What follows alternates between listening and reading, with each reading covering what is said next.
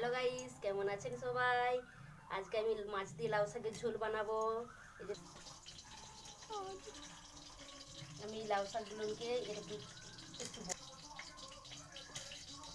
লাউ শাকগুলোকে আমি ঠিক এরকম সাইজ করে কেটে নেবো, একটু বড় বড় করে ঝোল করবো। মানে সবগুলো লাউ শাকগুলোকে আমি এইভাবেই কেটে নেবো সব।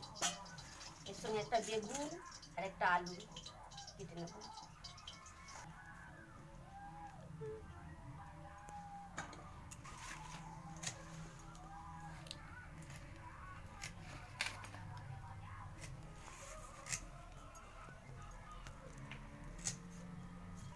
মাছটা যে আমি নুন হলুদ মাখিয়ে রেখেছিলাম তুলে দেবো এক এক করে।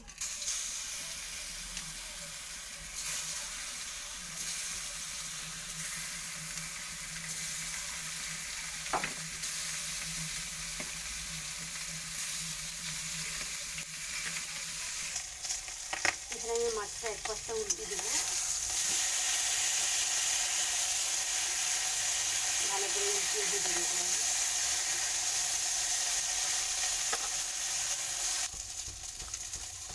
এখানে আমার মাছটা ভাজা হয়ে গেছে, তুলে নেব।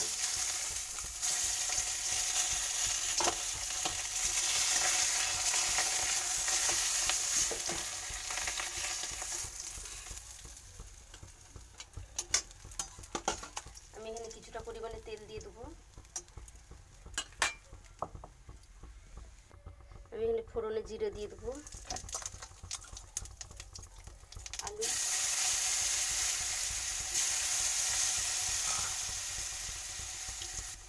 বেগুন একসাথে তুলে দেবো, দিয়ে হলুদ পরিমাণ মতো, নুন স্বাদ মতো, একটু বেশি লাগবে না।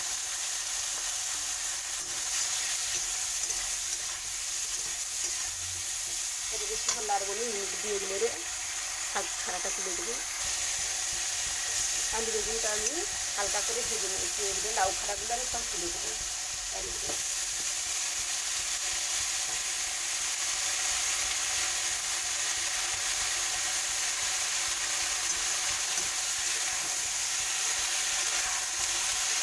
আর একটু নুন আর হলুদ দিয়ে দেবো,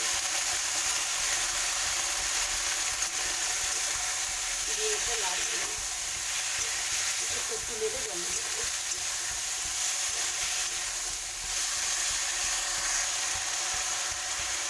এটা জল দিয়ে দেবো,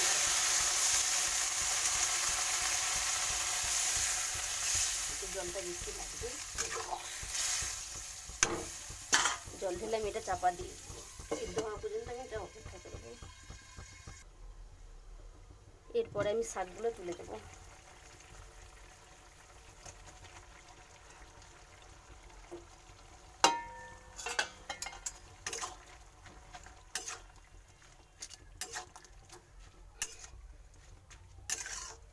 এর মধ্যে ভালোভাবে মিশিয়ে দিয়ে ঢাকা করবো, এটাও সিদ্ধ হওয়া পর্যন্ত অপেক্ষা করব। এখানে একটা মশলা রেডি করে নেব। 1 চামচ জিরে,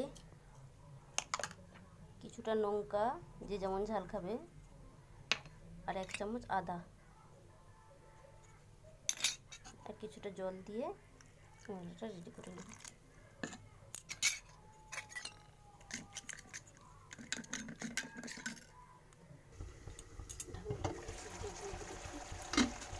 আমার এখানে আর একটু জল লাগবে, আমি জল দিয়ে দেবো। আমার আলুটা সিদ্ধ হয়ে গেছে, ঝোলটা ফুটে উঠুক। এখানে একটা আমি মশলা রেডি করে নিচ্ছিলাম, মশলাটা আমি উপর দিক দিয়ে দিয়ে দেবো, আর বাড়িটা ধুয়ে আমি জলটা দিয়ে দেবো।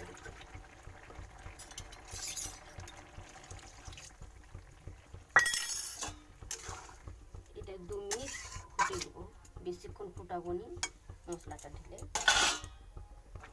তরকারিটা ঢেলে এবার আমি সম্বরে দেবো। কিছুটা সরষের তেল,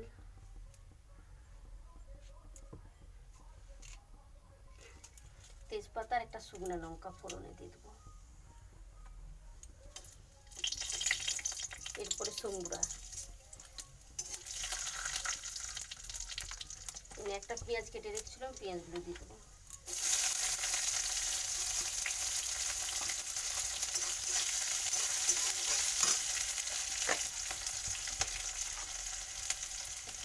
ফোড়ন দিয়ে দেবো।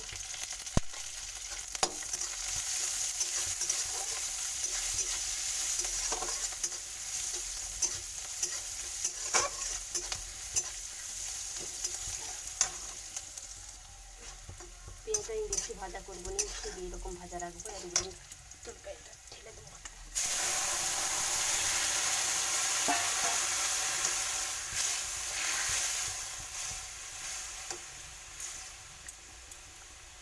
তরকারিটা ফুটে উঠে গেলে আমি মাছগুলো এক এক করে সব ওর মধ্যে দিয়ে দেবো, এক এক করে দিয়ে দেবো।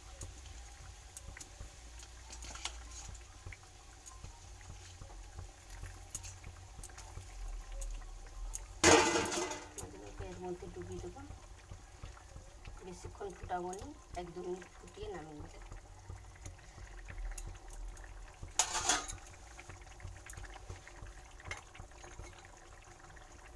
এটা নামিয়ে নেবো, এটা হয়ে গেছে। আচ্ছা, যেমন নুন খাই দেখে নেওয়া হবে।